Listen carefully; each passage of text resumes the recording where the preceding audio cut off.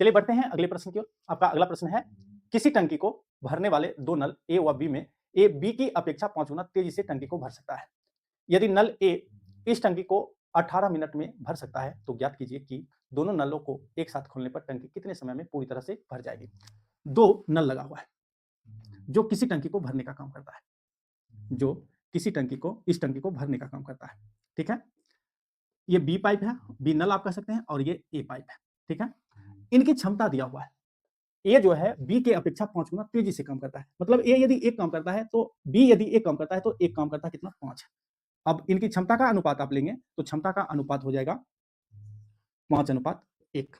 यदि आपसे कहा जाए कि बताइए दोनों के समय का अनुपात क्या होगा, तो आप सभी जानते हैं क्षमता और समय एक दूसरे के व्युत्क्रमानुपाती होता है। मतलब इन समय का जो अनुपात हो जाएगा वह हो जाएगा 1:5। अब ए जो है, ए इस टंकी को भरने में 18 मिनट का समय लेता है।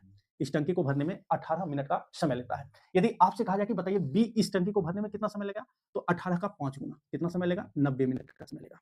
यदि ए 18 मिनट का समय लेता है इस टंकी को पूरा का पूरा भरने में, तो बी इसे भरने में कितना समय लेगा, बी इसे भरने में 90 मिनट का समय लेगा। अब आपसे कहता है कि बताइए यदि दोनों नल को एक साथ खोल दिया जाए तो ये जो टंकी है, यह टंकी कितने समय में भरेगा। तो सबसे पहले आपको क्या करना है, टंकी की क्षमता निकालना है। क्षमता निकालने के लिए आप करेंगे क्या, 18 और 90 का एलसीएम लेंगे। 18 और 90 का एलसीएम कितना होगा, 90 होगा। मतलब कुल कार्य जो है, कुल क्षमता जो है 90 है, 90 यूनिट है।